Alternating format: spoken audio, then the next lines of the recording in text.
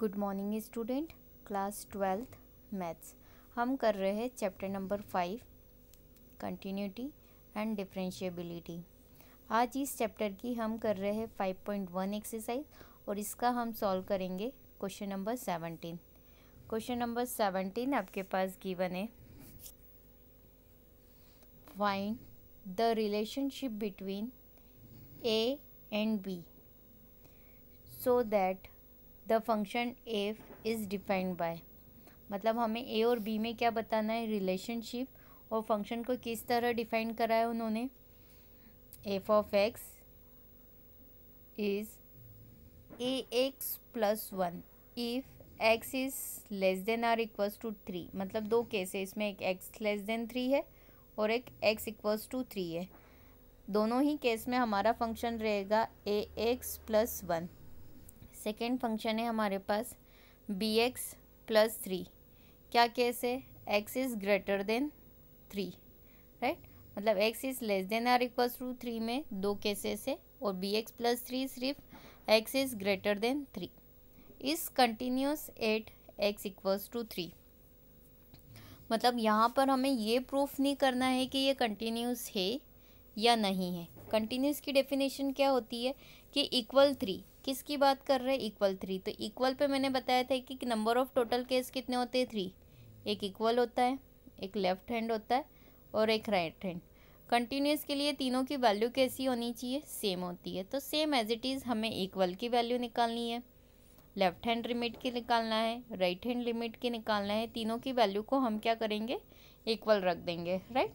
क्यों इक्वल रख देंगे, क्योंकि हमें फंक्शन में ऑलरेडी गिवन है कंटिन्यूस। सिर्फ हमें क्या फाइंड करना है, रिलेशन। मतलब हमारे पास तीनों को इक्वल रखने के बाद डेफिनेटली हो सकता है कोई वैल्यू मिल जाए ए और बी की, या हो सकता है उन दोनों में कोई रिलेशन मिल जाए या कोई इक्वेशन का फॉर्मेट मिल जाए जो कि ए और बी में है। क्यों, क्योंकि उन्होंने क्लियर बोला है कि फाइंड द रिलेशन बिटवीन, किसके relation, between a and b के बीच में। मतलब हो सकता है इनकी कोई रिलेशन आ जाए, कोई बड़ा छोटा, या कोई इक्वेशन आ जाए ए बी में, तो वो ए बी में जो इक्वेशन रहेगी वो रिलेशन होगा ए और बी में। हमें वही रिलेशन फाइंड करना है। आई थिंक आपको क्वेश्चन समझ में आ गया कि क्वेश्चन में करना क्या है, राइट। तो फर्स्ट ऑफ ऑल क्वेश्चन में जो गिवन फंक्शन है हम वो एज इट इज़ लिखेंगे। The given function is f of x a x plus 1 if x is less than or equals to 3। Now the second function is bx plus 3 if x is greater than 3। दो function given है, कौन कौन से, ax plus 1 और दूसरा function है bx plus 3। दो function given है, राइट। तो देखिए, इफ, यदि क्वेश्चन में दिया है if f is continuous at x equals to 3 then, right. x equals to 3 पे हमें चेक करना है कि क्या होगा। तो सबसे पहले उन्होंने कौन सी लिमिट निकाली है, 3 पे कंडीशन क्या होनी चाहिए। देखो कंडीशन मैंने जस्ट अभी बताई थी, equal pay value, left hand पे वैल्यू और राइट हैंड पे। ये तीनों ही इक्वल रखनी है। क्यों, क्योंकि हमें ये प्रूफ नहीं करना है कि तीनों इक्वल है।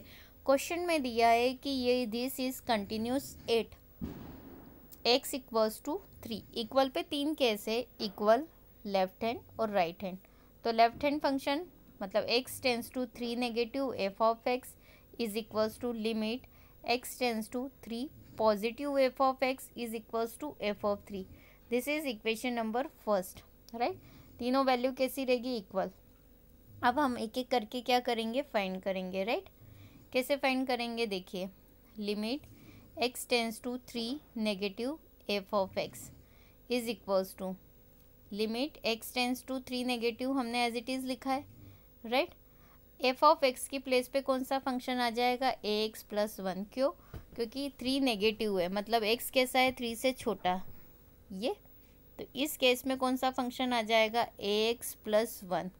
तो यहाँ पे देखिए ए एक्स प्लस 1 लिखा है ये, राइट। अब हम क्या करेंगे, x की प्लेस पे रखेंगे, 3 माइनस है ना, तो -3 नहीं रखेंगे, 3 माइनस है तो 3 माइनस एज प्लस 1। तो ये कितना हो जाएगा, 3 1 जा 3, h के प्लेस पे हो जाएगा 0 प्लस 1। मतलब ये कितना आ गया, 3a प्लस 1। क्लियर। मतलब ये हमारी value I left hand limit से। अब हम कौन सी निकालेंगे, राइट हैंड लिमिट। ये रही right hand limit, limit x tends to 3 plus limit x tends to 3 plus f of x, right.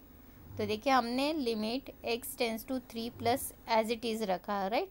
अब राइट हैंड लिमिट में कैसा है, 3 प्लस मतलब 3 से बड़ा, 3 से बड़ा मतलब x कैसा है, ग्रेटर देन 3, ये रहा केस। इसके लिए फंक्शन कौन सा है, bx प्लस 3, राइट। तो यहाँ पे हमने इसकी प्लेस पे रखा, क्या रखा, bx प्लस 3, क्लियर, फंक्शन रख दिया bx प्लस 3। अब हम x की प्लेस पे क्या रखेंगे, 3 प्लस a, तो हमने रखा 3 प्लस h। जब 3 माइनस हो तो 3 माइनस h रखेंगे, प्लस हो तो 3 प्लस h रखेंगे, प्लस 3। अब h की प्लेस पे हम ऑलरेडी क्या रख देते, 0, तो ये हो जाएगा 3b प्लस 3, क्लियर। ये वैल्यू आ गई कि ये वैल्यू किसकी है, राइट हैंड लिमिट की, क्लियर। अब लेफ्ट हैंड और राइट हैंड दोनों हो गया, राइट। अब हम इक्वल पे देखेंगे, तो इक्वल के लिए फंक्शन क्या हो जाएगा, एफ ऑफ 3।